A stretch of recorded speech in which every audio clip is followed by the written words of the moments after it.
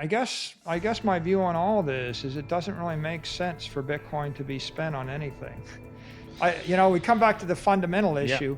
The rational construct is an inflationary currency and a deflationary property. Like, if you think about this really deeply, you don't really want to buy a Tesla with a Bitcoin, because Bitcoin's going to $1 million and the Tesla's going to zero. What you want to do is borrow $50,000 at 4% interest to buy the Tesla. And then in 10 years, you'll have the $1 million and you'll be able to buy another Tesla, and then you'll have $10 million. So if what you want is to construct a system that makes you wealthy and keeps you wealthy and keeps all the gears of commerce spinning, the system that works best is everybody holds a digital currency and they hold a digital property or a digital asset. They're both technically assets, which is why I distinguish one as property and one as currency. Then the strategy long-term is you keep financing the property to the currency, and it's a benefit to you. For example, if you live in Argentina and you can own Bitcoin, you don't want to pay for things with Bitcoin in Argentina. You want to borrow pesos against the Bitcoin and pay for things in pesos, because the peso is worth 1% of what it was 10 years ago. So if you borrowed 1 million pesos, it's going to zero and the Bitcoin is going to the moon. So you really want both. The economy of the world is wired to run on those currencies. And the only way that you get rid of the currencies is you arm wave away every government and every corporation. So if you can imagine a future where you don't need companies and you don't need governments, then you can probably not have the fiat currency. But it's definitely not happening this decade. I think there's an evolutionary view and there's a revolutionary view. And if you look, and the revolutionary argument is the currencies are bad, taxes are bad, governments are bad, big corporations are bad, the banks are bad. And we don't want to support any of them. And we're revolutionaries. The evolutionary view is, I invented oil and steel and electricity, and Isaac Newton invented engineering math.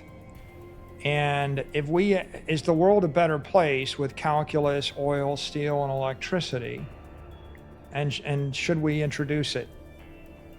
And the evolutionary view is apolitical. It's like, it's constructive and it's also cooperative. Right? Every country can benefit from calculus, steel, oil, and electricity. Right? And computers. Every country, every ideology, and the human race is better. If you look at the evolutionary view for Bitcoin, the evolutionary view would be Bitcoin is digital energy. It's a technology. Therefore, it's good for every country.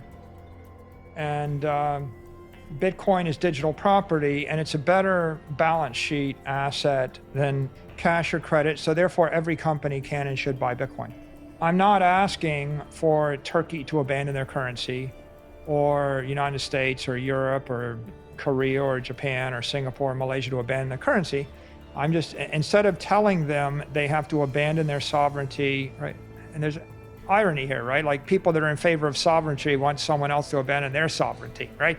Right? Instead of telling the Prime Minister of Malaysia that I disagree with their currency and they should disband their police force and stop taxing people and disband their army, I could just say, this Bitcoin will make your country richer and better.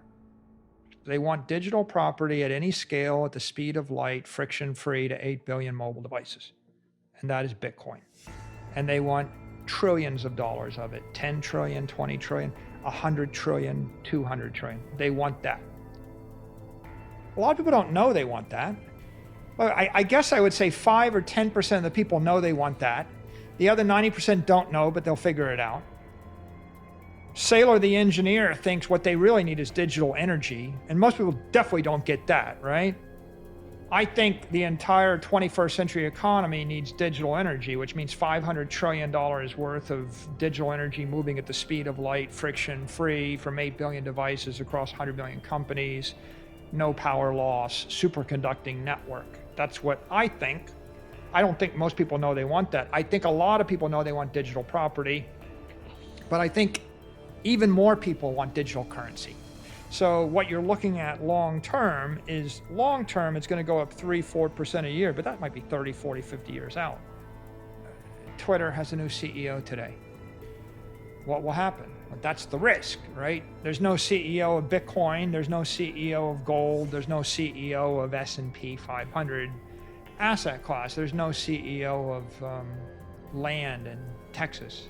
Look, if Bitcoin doubles every year for the rest of the decade, it might get to $100 trillion. And I suspect if the money supply expands at 15% a year, then it's going to double twice or 1.5 times, which means we'd have $1,500 trillion of stuff, right? So if the money supply keeps expanding and Bitcoin keeps doubling, Bitcoin's going to be 7%. Okay, well, big deal. Like, so at that point, it will be as noticeable as the S&P index. And what do we be? We'll be a small part of it, right? But it gets exponentially harder to buy Bitcoin, you might have noticed, right? If you have a cash-rich, well-capitalized company that works really well, that's growing, then if like an Apple or Google or a Facebook, then if you were to buy large quantities of Bitcoin, then the accounting converts the volatility into a liability, and you end up taking massive write-downs against your balance sheet, and you also end up with massive GAAP operating losses, and then you have to explain that to your shareholders, and that takes some courage. If your company's valued at 20 times revenue, because you're a story stock and you're whatever you're doing, and then you adopt this Bitcoin strategy, you're thinking, well, maybe my shareholders will blanch or there'll be some issue, and so I have something to lose. And yeah, you have something to gain, but with digital transformations, generally you have to hit that sweet spot where you don't have that much to lose, you have more to gain, but you have the resources to execute. And that's the attacker's advantage. And that in a nutshell describes why most incumbents don't make the digital transformation, right? Like, why did IBM and Nokia and Kodak and Polaroid get hollowed out? And why is Rand McNally not here and the like? It's, or what happened to Xerox? It's just all of these guys, they have a harder time being really decisive.